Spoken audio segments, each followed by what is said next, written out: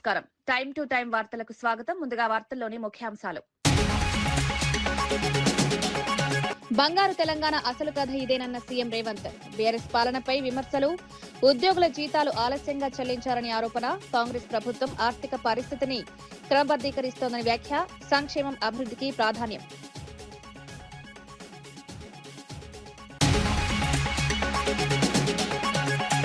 దళితులపై దాడులకు ప్రభుత్వం బాధ్యత వహించాలన్న నాగార్జున. రాజకీయ హింసపై మాజీ మంత్రి మండిపాటు.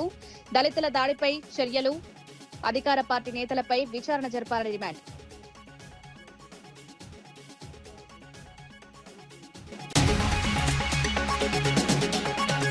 కాంగ్రెస్ పాలనపై రఘునందన్ రావు విమర్శలు. కాంగ్రెస్ కు పరిపాలన దృష్టి లేదని ఆరోపణ.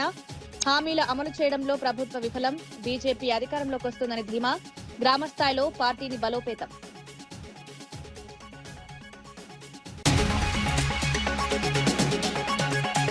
కేసీఆర్ అప్పులపై భట్టి విక్రమార్క విమర్శలు. బీఆర్ఎస్ హయాంలో భారీ అప్పులు.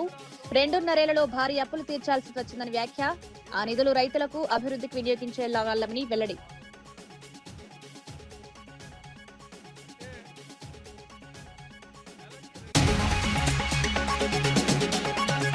$300 కోట్ల స్కామ్ పై వంగవీటి నరేంద్ర ఆరోపణలు. స్కామ్ లో బాధితులకు న్యాయం జరగలేదని వ్యాఖ్య. పోలీసులు అధికారులపై తీవ్ర ఆరోపణలు. సీఎం జోక్యం చేసుకుని విచారణ జరపాలని వెల్లడి. తప్పు చేసిన వారిపై కఠిన చర్యలు తీసుకోవాలని డిమాండ్.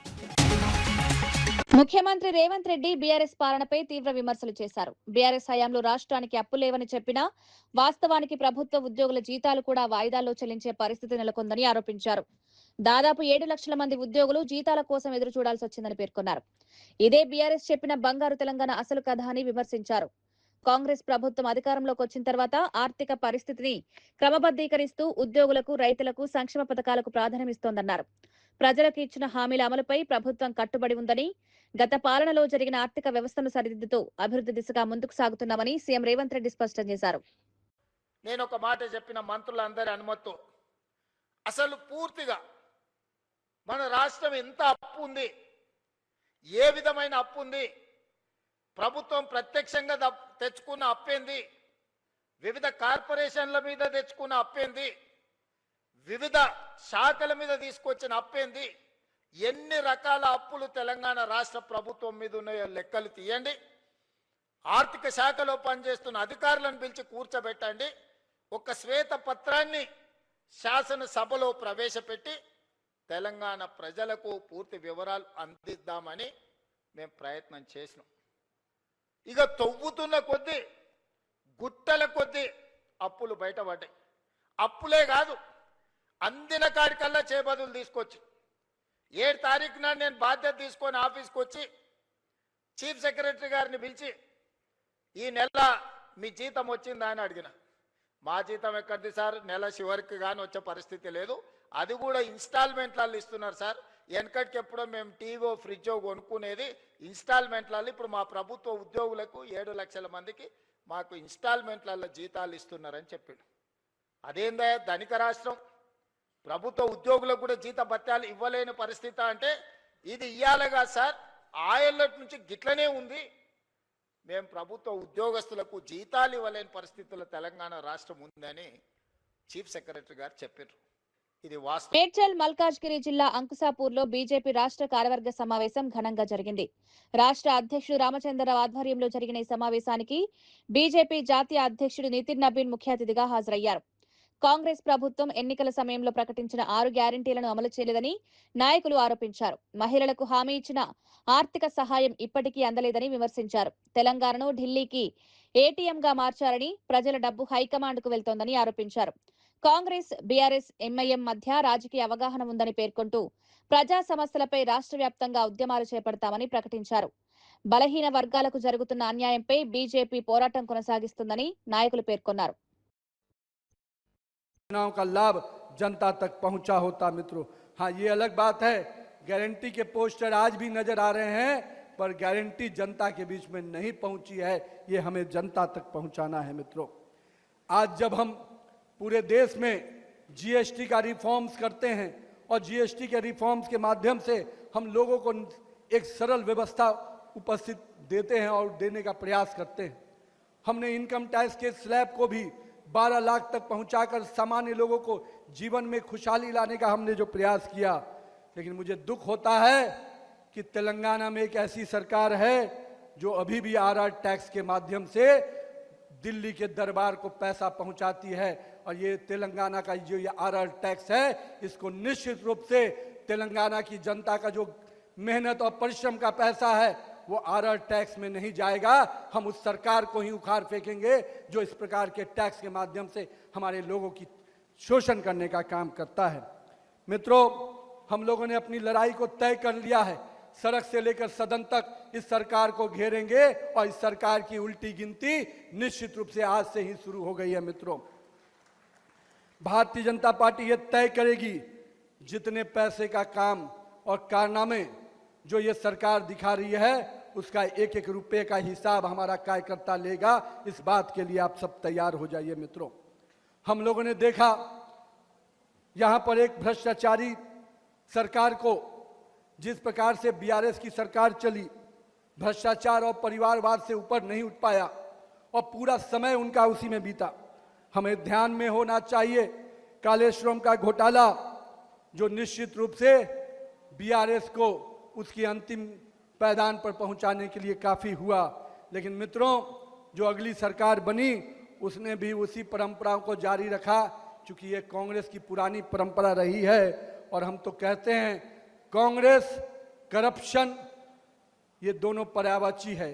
और मैं मानता हूं कि आज क्रिमिनलाइजेशन ऑफ पॉलिटिक्स भी कांग्रेस का पर्यायवाची बनते जा रहा है। मित्रों, जिस प्रकार से देश के टुकड़े करने वाले गैंग को, देश को नापाक इरादे को पहुंचाने वाले गैंग को जिस प्रकार से कांग्रेस का समर्थन मिलता है, मैं मानता हूं कांग्रेस करप्शन और क्रिमिनलाइजेशन ऑफ पॉलिटिक्स के लिए जानी जाएगी। मित्रों, और कहीं ना कहीं हाल ही में मुझे मालूम हुआ जो रिवर फ्रंट का नाम से, मूसी रिवर फ्रंट के नाम से जो एक योजना आई है उसमें भी कांग्रेस ने अपनी परंपरा के तहत लूट का बाजार लगा दिया है। मित्रों, लेकिन हम आपके माध्यम से कांग्रेस की सरकार को स्पष्ट रूप से चेतावनी देते हैं कि जो पैसा आप यहाँ की जनता का पैसा, यहाँ के लोगों का मेहनत का पैसा आप राहुल गांधी के विदेश यात्रा में खर्च करते हैं, उसका हिसाब भारतीय जनता पार्टी का कार्यकर्ता लेगा।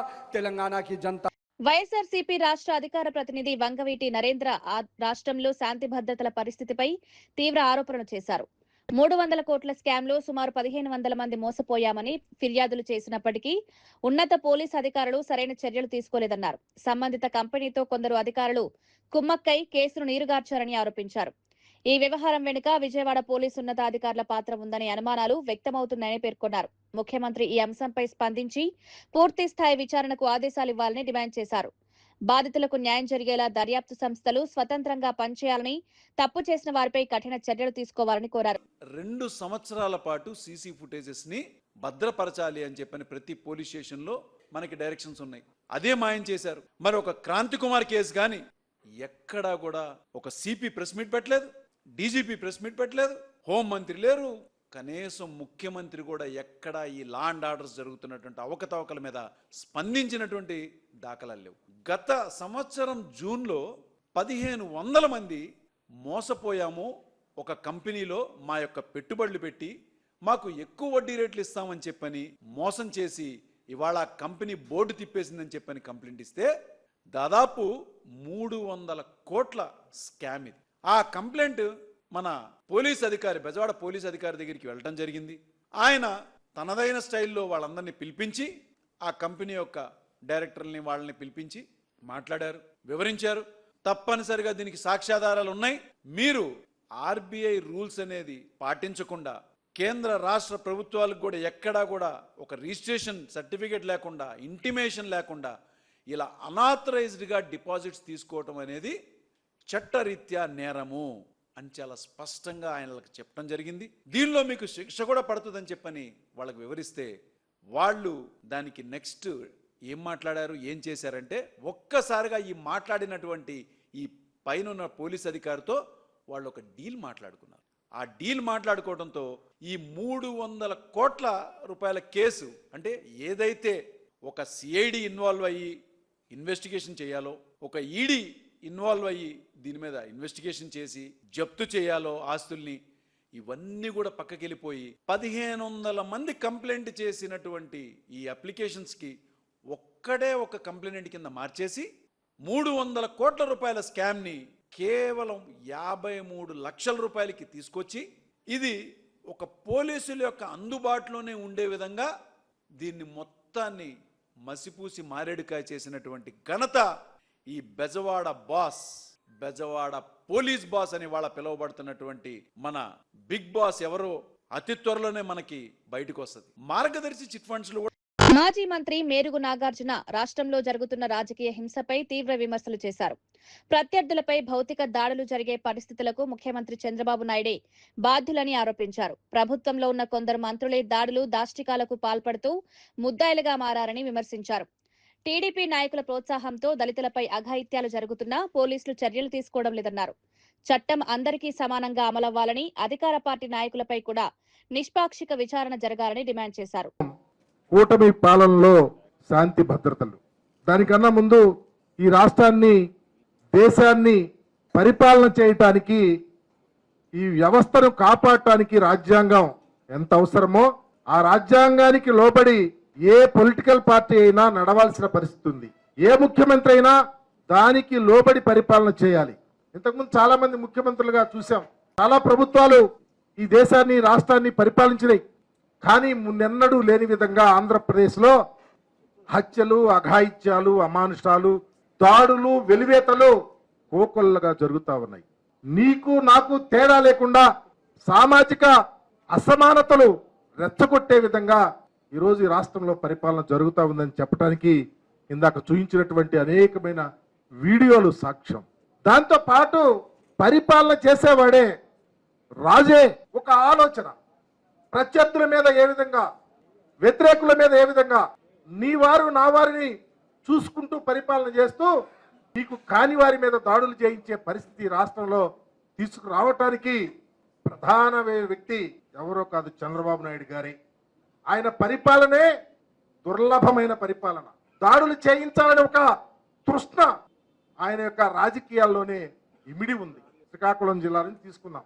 అతనితో పనిచేసే శాసనసభ్యులు, మంత్రులే ముద్దాయిలుగా ఉన్నటువంటి పరిపాలన జరుగుతూ ఉంది. శ్రీకాకుళం జిల్లాలో అయితే కోన రవికుమార్ అనే ఒక శాసనసభ్యుడు ఒక దళిత ప్రిన్సిపల్ ని వేధిస్తే ఈ రోజుకి కేసు పెట్టలా. అదేవిధంగా పక్క జిల్లాలో, విజయనగరం జిల్లాలో పేదవారి మీద, ఎస్సీలు, బీసీల మీద వాళ్ళ భూములు లాక్కొని అఘాయిత్యాలు చేస్తే అక్కడ ఉన్నటువంటి మంత్రుల యొక్క ప్రోద్బలంతో ఎక్కడ కేసులు లేవు. విశాఖ జిల్లాలో మీరు చూశారు, మహిళలే వివస్త్రం చేపించారు. అదే కాకుండా దాడులు చేయించారు ఇళ్ల మీద పడి. ఒక శాసనసభ్యుడు పక్కాగా ఇన్వాల్వ్ అయ్యి ఆ మహిళను వివస్త్రం చేస్తే కేసు లేదు. పెందుర్తి మండలం జర్రిపోతుల పాలెంలో. ఇక ప్రక్కకొద్దాం, ఎంత పలికెడిది భాగవతమట, పలికించడు వాడు రామభద్రుడట, నే పలికిన బవహరమైనని రామభద్రుడు పలికిస్తే ఎన్నన్నా చేస్తారు. పలికెడిది చంద్రబాబట, పలికించడి వాడు చంద్రబాబు. కాబట్టి పరిపాలన అంతా ఈ దాడులతో. స్వయాన ఉప ముఖ్యమంత్రి ప్రాతినిధ్యం వహిస్తున్నటువంటి పిఠాపురంలో దళితుల్ని వెలివేస్తే, ఆ ఊరినే వెలివేస్తే ఆయన నోరు బెదపరా, చంద్రబాబు కేసు పెట్టల. స్వయాన కాకినాడ వెళ్దాం. కాకినాడలో పంతం నానాజీ అనే శాసనసభ్యుడు డాక్టర్ ఉమామహేశ్వరరావుని పెళ్లిని చెప్ప మీద కొడితే ఈ రోజుకి కేసు లేదు. రాజమండ్రి వద్దాం, సాగర్ అని ఒక ఎస్సీ అబ్బాయిని బట్టలొప్ప తీసి స్టేషన్ లో పెడితే కళ్ళులోని కబోజులు. మాజీ ఎమ్మెల్యే మల్లాది విష్ణు రాష్ట్రంలో శాంతి భద్రతల పరిస్థితిపై తీవ్ర ఆందోళన వ్యక్తం చేశారు. ప్రతిపక్ష నాయకుల ఇళ్లపై దాడులు జరుగుతున్నాయని, వారి పర్యటనకు అనుమతులివ్వకుండా ప్రభుత్వం అడ్డంకులు సృష్టిస్తోందని ఆరోపించారు. రౌడీ మూకలను ప్రోత్సహిస్తూ ప్రజాస్వామ్యాన్ని దెబ్బతీసే విధంగా పాలన సాగుతోందని విమర్శించారు. రాష్ట్రానికి మహిళా హోంమంత్రి ఉన్నప్పటికీ మహిళలకు తగిన రక్షణ కల్పించలేకపోతున్నారన్నారు. ప్రతిపక్ష నేతలపై అక్రమ కేసులు నమోదు చేసి భయభ్రాంతులకు గురిచేస్తున్నారని ఆరోపించారు. ప్రజాస్వామ్యంలో ప్రతిపక్షాలకు కూడా సమాన హక్కులు ఉండాలని, ప్రభుత్వం కక్ష సాధింపు రాజకీయాలు మానుకోవాలని సూచించారు. చట్ట పరిపాలనను కాపాడాల్సిన బాధ్యత ప్రభుత్వంపై ఉందని, ప్రజల హక్కులను అణచివేసే చర్యలు తక్షణమే నిలిపివేయాలని డిమాండ్ చేశారు. అందరి మీద కూడా దాష్టీలు జరుగుతుంది ఆంధ్రప్రదేశ్. ఈరోజు ప్రతిపక్ష నేత ఏదన్నా జిల్లా పర్యటనకు వెళ్ళాలి, ప్రజల సమస్యలు తెలుసుకోవాలి, వాళ్ళకి అండగా ఉండాలి అని బయలుదేరితే ముందుగానే పర్మిషన్ క్యాన్సిల్ చేస్తారు. ఏ రకంగా అంటే నెల్లూరు ప్రసన్న కుమార్ రెడ్డి ఇంటి మీద దాడి చేసిన సందర్భంలో పరామర్శించడానికి వెళ్తే మొత్తం ఆ నెల్లూరు పట్టణాన్నంతా కూడా దిగ్బంధంలో పెట్టేశారు. అంటే ఎవరు రాకూడదు, ప్రజలు రాకూడదు. అలాగే గుంటూరు మిర్చి సంబంధించినటువంటి ఇష్యూని టేకప్ చేస్తే ప్రతిపక్ష నేత ఆయన మీద వెళ్ళినటువంటి వాళ్ళ మీద కేసు నమోదు చేశారు. చాలా ఆశ్చర్యకరమైనటువంటి పరిపాలన ఆంధ్రప్రదేశ్లో కొనసాగుతాం. మామిడి రైతుల కోసం వెళ్ళిన, లేకపోతే అనంతపురంలో పెళ్లికి వెళ్ళిన, హెలికాప్టర్ దగ్గర ఎవరు, హెలికాప్టర్ పర్మిషన్ ఎవరు, మొత్తం అందరినీ కూడా వదిలేస్తారు హెలికాప్టర్ మీదకి. మళ్ళీ హెలికాప్టర్ వచ్చినటువంటి వాడి మీద కేసు పెడతారు, హెలికాప్టర్ నడిపినటువంటి వాడి మీద కేసు పెడతారు. కేసులు పెట్టడంలో ముందు వెనక చూడకుండా ఇప్పటి ముప్పటిగా పెడుతున్నారు. మహిళలకి రక్షణ ఎక్కడ ఉంది ఆంధ్రప్రదేశ్లో? ఎన్ని సంఘటనలు జరిగినాయి? హోమ్ మినిస్టర్ మహిళ అయి ఉండి మహిళలకి రక్షణ లేకపోతే ఇంకా ఎవరికి చెప్పుకుంటారు? ఉదాహరణకి మత్స్య మహిళ జరిగినటువంటి సంఘటన అంతవరకు ఆ బాడీ కనపడలే. మళ్ళీ ఆ పక్క జిల్లాలోనే ఒక మహిళకి 15 రోజుల పాటు తెలుగుదేశం వాళ్ళందరూ కూడా అత్యాచారం చేసి గర్భిణీ దారిస్తే శాంతి భద్రతలు తగ్గాయండి ఆంధ్రప్రదేశ్లో. నేను ఎప్పుడో రిపోర్టు సబ్మిట్ చేస్తా ఉన్నాను, ప్రజలకి చెప్తా ఉన్నాను. ఒక జిల్లా అధ్యక్షుడు అయినటువంటి అంబట రాంబాబు మీద ఇంటి మీద దాడి చేయాలి, అలాగే మాజీ మంత్రి జోగి రమేష్ ఇంటి మీద దాడి చేయాలి. అందరికెందుకు నిన్న అమరావతికి రైతుల యొక్క ఆహ్వానం మేరకు చూడటానికి వెళ్ళినటువంటి సందర్భంలో చేతిలో కీలుబొమ్మగా, అధికార పార్టీ చేతిలో కీలుబొమ్మగా ఈ వ్యవస్థ మారిపోయింది అని అనడానికి ఇంతకన్నా ఉదాహరణ ఏమైనా ఉంటుందా? విజయవాడ నగరంలో, విజయవాడ నగరమే కాదు ఆంధ్రప్రదేశ్లో ఎక్కడ కూడా ప్రజల యొక్క, పౌరుల యొక్క హక్కుల్ని కాపాడేటటువంటి పరిస్థితి లేదు. ఈరోజు చూస్తున్నాం మనం, ప్రతి జంక్షన్లోనూ కూడా వందల కేసులు రాస్తా ఉన్నారు. ప్రతి జంక్షన్లోనూ కూడా పోలీసులు వ్యవహార శైలి ఎట్లా ఉంటుంది? అలా రూల్ ఫాలో అవ్వాలని చెప్పేటటువంటి వాళ్ళు విజయవాడ నగరంలోనే ఒక పోలీస్ స్టేషన్లో 40 రోజుల పాటు ఒక వ్యక్తి అదే పోలీస్ స్టేషన్లో చిత్రహింసలకు గురి చేసి, చంపేసి, సీసీ ఫుటేజ్ మాయం చేసి, బస్ స్టాండ్లో అనాథ శవంగా మార్చి, బస్ స్టాండ్ నుంచి శ్మశానానికి తరలించి అక్కడ క్రిమేషన్ చేసి, మొత్తం 40 రోజుల పాటు కింద టాప్ టు బాటం మాట్లాడకుండా హోంశాఖ మౌనం వహించింది అని అంటే ఆంధ్రప్రదేశ్లో శాంతి భద్రతలు ఉన్నాయా లేదా? వాడు అతను ఎటువంటి వాడైనా కావచ్చు.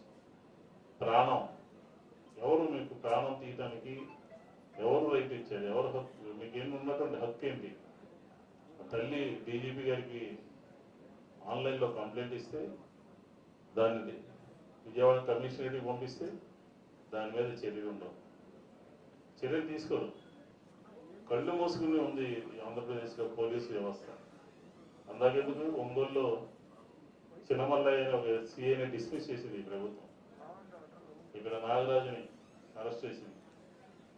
వాళ్ళ ప్రభుత్వంలోనే పోలీసుల యొక్క, అధికారుల యొక్క దాష్టీకాలు విపరీతంగా ఇబ్బడి ముబ్బలుగా పెరిగిపోతే కాన్వర్ట్ పొజిషన్లో వాళ్ళు చేస్తున్నారు. అంటే ఆంధ్రప్రదేశ్లో శాంతి లేదు, భద్రత లేదు అనే దానికి ఉదాహరణ అని చెప్పి ఈ సందర్భంగా రాజకీయ కోణంలో వైఎస్ఆర్ కాంగ్రెస్ పార్టీ ప్రభుత్వంలో ఐఏఎస్లు, ఐపీఎస్లు, రకరకాల హోదాల్లో పనిచేసినటువంటి 12 మంది మీద నిర్దాక్షిణ్యంగా పోలీసులతో కేసులు పెట్టించి సస్పెండ్ చేయించి పక్కన పడేస్తా ఉన్నాం. ఈరోజు ఆంధ్రప్రదేశ్లో ఏం రాజ్యం నడుస్తూ ఉంది? ఆంధ్రప్రదేశ్లో పోలీసు రాజ్యం నడుస్తూ ఉంది, నిరంకుశ పరిపాలన నడుస్తూ ఉంది అని చెప్పి ఈ సందర్భంగా చెప్పచ్చు. కాబట్టి రోజు ఇక్కడ సమావేశమైనటువంటి వాళ్ళందరూ కూడా కూలంకషంగా ఈ ప్రభుత్వం మీద శాంతి భద్రతల వైఫల్యంలో ఒక ఛార్జ్షీట్ తయారు చేయాలని చెప్పిన కాకుమాన్ రాజశేఖర్ గారిని మేము సవినయంగా కోరుతాం. దాన్ని ప్రజలకు తెలియజేయాలి. ఏ రకమైనటువంటి, అలాగే గంగమ్మ, గాదే సాయి కుమార్, అలాగే మన కోల్పోగు వెంకటేశ్వర గారికి సంబంధించిన క్రాంతి కుమార్ అన్ని చూసాం. కైకులూరులోనే ఎక్కడో భార్యాభర్త తగాదా, భార్యాభర్త తగాదంతా కూడా అతను కూడా నవీన్ కుమార్ అనుకుంటా పేరు, అతను కూడా ఆత్మహత్య చేసుకున్నాడు. నవీన్ ఎందుకు అంత ఎక్స్ట్రీమ్ గా మీరు వెళ్ళాలి? కేంద్ర మంత్రి బండి సంజయ్ చేసిన వ్యాఖ్యలకు తెలంగాణ మంత్రి పొన్నం ప్రభాకర్ ఘాటుగా స్పందించారు. రాష్ట్రంలో ఒక్క కార్పొరేటర్ కూడా లేని బీజేపీ వరంగల్ మేయర్ పదవిని ఎలా గెలుస్తామని చెప్తోందని ప్రశ్నించారు. కేంద్రంలో 12 ఏళ్లుగా అధికారంలో ఉన్న మోదీ ప్రభుత్వం తెలంగాణకు చేసిన అభివృద్ధి ఏమిటో ముందుగా ప్రజలకు వివరించాలని డిమాండ్ చేశారు. రాష్ట్ర ప్రభుత్వంపై విమర్శలు చేసే ముందు కేంద్ర ప్రభుత్వం ఇచ్చిన హామీల అమలు గురించి సమాధానం చెప్పాలన్నారు. తెలంగాణ అభివృద్ధికి కాంగ్రెస్ ప్రభుత్వం కట్టుబడి పనిచేస్తోందని, ప్రజల మద్దతు తమకే ఉందని పేర్కొన్నారు. హుస్నాబాద్ లో చూసినా అన్ని జాగాలు చూసినా కార్మికులు కూడా నేనేం అడుగుతున్నా, మా కార్పొరేషన్ కౌన్సిలర్లు కార్పొరేటర్లు అవసరంలే, మేము మేయర్ గెలుస్తామంటున్నది ఎట్లా గెలుస్తారో నాకు అర్థం కాలే. మాకు మొత్తం కార్పొరేటర్ సీట్లు గెలవాలని మేము కోరుకుంటున్నాం. దానికి అనుగుణంగా వరంగల్, హనుమకొండ, కాజీపేటకు సంబంధించి అన్ని రకాల అభివృద్ధి కొరకు ముఖ్యమంత్రి గారు హైదరాబాద్ తర్వాత వరంగల్ అభివృద్ధి చేయాలనే తలంపుతోటి అనేక నిర్ణయాలు తీసుకుంటా ఉన్నాం. మీరు ప్రత్యక్షంగా చూస్తూ ఉన్నారు. ఇవాళ ఎయిర్పోర్ట్ కావచ్చు, అండర్ గ్రౌండ్ డ్రైనేజ్ కావచ్చు, స్మార్ట్ సిటీ కావచ్చు, డంప్ యార్డ్ కావచ్చు, హౌసింగ్ కావచ్చు, అక్కడ పడేటువంటి ఎడ్యుకేషన్ ఇన్స్టిట్యూషన్స్ కావచ్చు, అనేకమైనటువంటి ఇవాళ కార్యక్రమాలను కొనసాగించి ముందుకు పోతున్నటువంటి మేము 10 సంవత్సరాలు 12 ఏళ్ళు భారతీయ జనతా పార్టీ అధికారంలో ఉండి ఎన్నికల కొరకు వచ్చి ఇలా వరంగల్ మీటింగ్ పెడుతూ ఉన్నారు. జవాబు చెప్పమంటున్నా, ముక్కు భూమికి రాయాలంటున్నా. అసలు మీరు ఇవాళ తెలంగాణకు ఎరువులు రాకపోవడానికి కారణం మీరు కాదా అని అడుగుతా ఉన్నాం. తెలంగాణకు సంబంధించిన నిధులు రాకపోవడానికి మీరు కారణం కాదని అడుగుతున్నాం. టీపీసీసీ అధ్యక్షుడు మహేష్ కుమార్ గౌడ్ రైతు భరోసా పథకంపై ప్రతిపక్షాలు చేస్తున్న విమర్శలకు ఘాటుగా స్పందించారు. కాంగ్రెస్ ప్రభుత్వం రైతుల పక్షాన నిలబడి ఎన్నికల్లో ఇచ్చిన హామీలను అమలు చేస్తోందన్నారు. రైతులకు సన్నాల పంటకు బోనస్ అందించడంతో పాటు ఏకకాలంలో 2 లక్షల వరకు రుణమాఫీ చేసి చరిత్ర సృష్టించిందని పేర్కొన్నారు. రైతుల సంక్షేమానికి ప్రభుత్వం అత్యధిక ప్రాధాన్యమిస్తోందని, ప్రతిపక్షాలు వాస్తవాలను వక్రీకరిస్తూ ప్రజల్లో అపోహలు సృష్టిస్తున్నాయని విమర్శించారు. రైతుల అభ్యున్నతే కాంగ్రెస్ ప్రభుత్వ లక్ష్యమని, భవిష్యత్తులో కూడా వ్యవసాయ రంగాన్ని మరింత బలోపేతం చేసే కార్యక్రమాలు కొనసాగిస్తామని స్పష్టం చేశారు. 6,000 ఎకరం చొప్పున ప్రభుత్వం విడుదల చేస్తున్నటువంటి శుభ సందర్భం ఇది. ప్రతిపక్షాలు విమర్శలన్నీ కూడా తిప్పికొడుతూ మేము రైతుల పక్షాన ఉన్నాము, రైతుల కోసం ఈ ప్రభుత్వం, ఈ పార్టీ ఎంత దూరమైన పోతుంది అని చెప్పటం ఇవాళ జరుగుతున్నటువంటి కార్యక్రమం నిదర్శనం. ముఖ్యమంత్రి గారు వల్ల విడుదల చేస్తున్నటువంటి రైతు భరోసా రుణం కొన్ని లక్షల మందికి ఇది ఆర్థిక సాయం అందుతుంది. రైతుల సంక్షేమం కాంగ్రెస్ పార్టీ ధ్యేయం. రైతులు, కార్మికులు, నిరుద్యోగులు అందరి కోసం పనిచేస్తున్న పార్టీ కాంగ్రెస్ పార్టీ. దేశంలో ఎక్కడ లేని విధంగా సన్న బియ్యాల మీద బోనస్ ఇచ్చిన చరిత్ర కాంగ్రెస్ పార్టీది. ఏకకాలంలో 2 లక్షల వరకు రుణమాఫీ, అంటే దాదాపు 23,000 కోట్లు ఏకకాలంలో రుణమాఫీ చేసిన ఘనత కాంగ్రెస్ పార్టీది. గతంలో 10 ఏళ్ళు ఊరడించి వాళ్ళు 10-12 వేల కోట్ల కన్నా ఇవ్వలే. మేము ప్రభుత్వం వచ్చిన 7-8 మాసాల్లోనే దాదాపు 23,000 కోట్ల రూపాయలు రైతులకు రుణమాఫీ చేసిన చరిత్ర కాంగ్రెస్ పార్టీది. మా ప్రభుత్వం, మా పార్టీ రైతన్నకు వెన్నుదన్నుగా ఉంటుందని చెప్పడానికి ఇవాళ హైదరాబాద్లో జరుగుతున్నటువంటి సమావేశం, నిడుదల విడుదల. నేను కాంగ్రెస్ పార్టీ తరఫున రాష్ట్ర ముఖ్యమంత్రికి, రాష్ట్ర కేబినెట్ మంత్రులకి, ప్రభుత్వ యంత్రాంగానికి కృతజ్ఞతలు తెలుపుతున్నాను. Deputy CM Bhatti Vikramarka BRS ప్రభుత్వ హయాంలో తీసుకున్న అప్పులపై తీవ్ర విమర్శలు చేశారు. కేసీఆర్ 10 ఏళ్ల పాలనలో రాష్ట్రంపై 8 లక్షల కోట్ల అప్పుభారం మోపారని ఆరోపించారు. అందులో 2.08 లక్షల కోట్లను కేవలం 2.5 ఏళ్లలోనే అసలు వడ్డీల రూపంలో చెల్లించాల్సి వచ్చిందన్నారు. ఆ భారీ అప్పులు లేకపోయి ఉంటే ఆ నిధులను రైతుల సంక్షేమానికి, అభివృద్ధి కార్యక్రమాలకు వినియోగించే అవకాశం ఉండేదన్నారు. కేటీఆర్, హరీష్ రావు చేస్తున్న ఆరోపణలు వాస్తవాలకు విరుద్ధమని, ప్రజలను తప్పుదారి పట్టించే ప్రయత్నమేనన్నారు. సంవత్సరానికి 30,384 కోట్లు మాత్రమే ఖర్చు పెట్టారు. దానికే ఏదో గొప్పలు మేము రైతుల కోసం చేసినట్టుగా మాట్లాడుతూ మమ్మల్ని నిందిస్తూ ఉంటే, చేసినటువంటి పనులు కూడా మనం స్పష్టంగా చెప్పలేకపోతున్నాం అనేటువంటి ఆలోచన కలిగి తప్పనిసరిగా రైతులందరికీ ఈ విషయాలు తెలియాలనేటువంటి ఆలోచనతోనే నేను లెక్కలు చెప్తా ఉన్నాను. కేవలం 2.5 సంవత్సరాల్లో మేము 1,56,496 కోట్ల రూపాయలని రైతుల కోసం ఖర్చు పెట్టాం. నెలకి వాళ్ళు 2,532 కోట్లు ఖర్చు పెడితే 5,217 కోట్ల రూపాయలని ప్రతి నెల రైతుల కోసం మేము ఖర్చు పెట్టాం. సంవత్సరానికి వాళ్ళు 30,000 కోట్లు ఖర్చు పెడితే మేము 62,604 కోట్ల రూపాయలు, అంటే వాళ్ళు ఖర్చు పెట్టిన దానికి డబల్, రెండింతలు మేము ఖర్చు పెట్టి రైతులకు వేస్తూ వచ్చాం. రైతు భరోసా పథకంపై మంత్రి తుమ్మల నాగేశ్వరరావు కీలక వ్యాఖ్యలు చేశారు. రైతు భరోసా అంటే భూమి కలిగి ఉండడమే కాకుండా పంట సాగు చేసే రైతులకు అందించే పంట భరోసా అని స్పష్టం చేశారు. భవిష్యత్తులో పంటలు సాగు చేసే అర్హులైన రైతులకే ఈ ఆర్థిక సాయం అందజేస్తామని తెలిపారు. గత యాసంగి సీజన్లో కిస్తీ నిలిపివేసిన విషయం నిజమేనని అంగీకరించిన మంత్రి ఆ నిధులతో 5,000 కోట్ల మేర మద్దతు ధరకు రైతుల నుంచి పంటలు కొనుగోలు చేశామని వివరించారు. రైతుల ప్రయోజనాల దృష్ట్యా ప్రభుత్వం నిర్ణయాలు తీసుకుంటోందని, సాగు చేసే రైతులకు నేరుగా ప్రయోజనం చేకూర్చే విధంగా రైతు భరోసా అమలు చేస్తుందన్నారు. అది మీకు సాధ్యం కాదు అని చెప్పి మీకు ఈ సందర్భంగా మనం చేసుకుంటూ ఈ చారిత్రక ఘట్టానికి 9 రోజుల్లో 9,000 కోట్లు రైతుల జేబుల్లో వేయగలిగినటువంటి ఏకైక ప్రభుత్వం తెలంగాణ ప్రభుత్వం అని చెప్పి మీకు ఈ సందర్భంగా మనం చేస్తున్నాం. అది రేవంత్ రెడ్డి గారి అధ్యక్షతన సాధ్యమైంది. ఆయన గారికి ప్రత్యేకంగా ధన్యవాదాలు తెలియజేస్తూ, నాట్ల కంటే ముందే మీ పెట్టుబడి కోసం ఆలోచించి కష్టాలు పక్కన పెట్టి ఈ రోజున 9,000 కోట్లు బట్టి గారి ద్వారా అరగంటలో మీ ఖాతాలో ఏపిస్తామని చెప్పి ఈ సందర్భంగా మనం చేసుకుంటూ గౌరవ కాంగ్రెస్ సీనియర్ నాయకుడు మానవతా రాయ్ బీఆర్ఎస్ నాయకుల విమర్శలకు ఘాటుగా స్పందించారు. అధికారాన్ని కోల్పోయిన తర్వాత బీఆర్ఎస్ నేతలు ఆధారాలు లేకుండా మూసీ ప్రాజెక్టు, గురుకులాల టెండర్లపై పరస్పర విరుద్ధమైన ఆరోపణలు చేస్తున్నారని విమర్శించారు. గురుకులాల టెండర్ ప్రక్రియ పూర్తిగా ఆన్లైన్లో పారదర్శకంగా జరిగిందని స్పష్టం చేశారు. టెండర్లపై ఎలాంటి అవకతవకలు జరిగాయని నిరూపించగలిగితే బహిరంగ చర్చకు సిద్ధమని, అమరవీరుల స్తూపం వద్ద ఆర్ఎస్ ప్రవీణ్ కుమార్ తో చర్చించేందుకు సిద్ధంగా ఉన్నామని సవాల్ విసిరారు. ప్రజలను తప్పుదారి పట్టించే ఆరోపణలు చేయడం మానుకుని వాస్తవాలను గౌరవించాలని సూచించారు. వచ్చినట్లే ప్రధానంగా ఆ కొప్పులేశ్వరకు మంత్రి పదవి పోయేసరికి మతి స్థిమితం తప్పింది.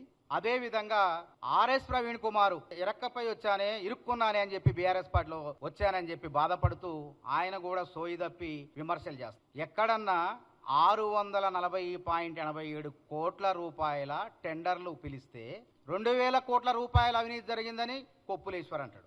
కాదు కాదు కాదు అని వేలంపాట బాడినట్టు, కాదు కాదు 3,000 కోట్ల అవినీతి జరిగిందని చెప్పేసి ఇంకొక ఆయన ఆర్ఎస్ ప్రవీణ్ కుమార్ అంటాడు. లేదు లేదు 200 కోట్ల అవినీతి జరిగిందని ఇంకొక బీఆర్ఎస్ అంటాడు. కాబట్టి వీళ్ళ ఆరోపణలు వ్యవహారం చూస్తే వీళ్లకు రాజకీయం చేయడం చేత కావట్లేదు అని చెప్పి మనకు స్పష్టమవుతుంది. కాబట్టి వాస్తవంగా మేమేమంటున్నామంటే ఆర్ఎస్ ప్రవీణ్ కుమార్ గారు మొన్న అడ్లూరు లక్ష్మణ్ కుమార్ గారికి సవాల్ విసిరారు. జూలై 2వ తారీఖున సోమాజిగూడ ప్రెస్ క్లబ్ కు మేమొస్తాం, గురుకులాల టెండర్. మెదక్ ఎంపీ రఘునందన్ రావు తెలంగాణ కాంగ్రెస్ ప్రభుత్వంపై తీవ్ర విమర్శలు గుప్పించారు. రాష్ట్ర అభివృద్ధిపై కాంగ్రెస్ కు స్పష్టమైన దృష్టి, పరిపాలనా సామర్థ్యం లేదని ఆరోపించారు. రవాణా మంత్రి పొన్నం ప్రభాకర్ 119 నియోజకవర్గాల ఎమ్మెల్యేలా వ్యవహరిస్తున్నారని ఎద్దేవా చేశారు. కాంగ్రెస్ పార్టీ ప్రజల విశ్వాసాన్ని కోల్పోతోందని, రేవంత్ రెడ్డి తెలంగాణలో చివరి కాంగ్రెస్ ముఖ్యమంత్రిగా చరిత్రలో నిలిచిపోతారని వ్యాఖ్యానించారు.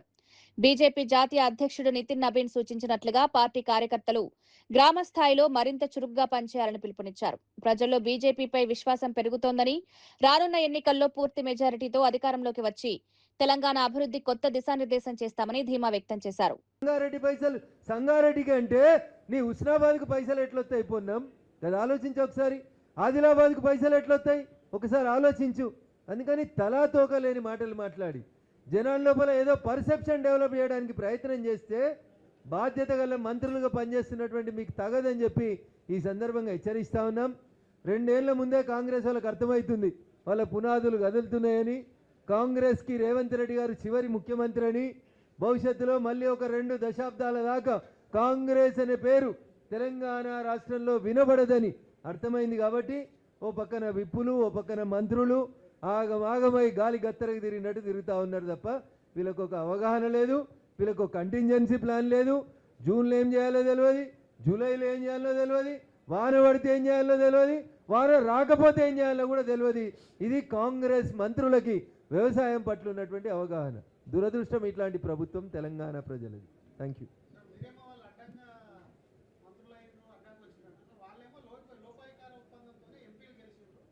లోపాయికార ఒప్పందం లేకపోతే అసలు ఎంపీలు కాదు కదా, ఎవరు గెలవరు, వీళ్ళు ఇక్కడ అధికారంలోకి వచ్చేది లేదు.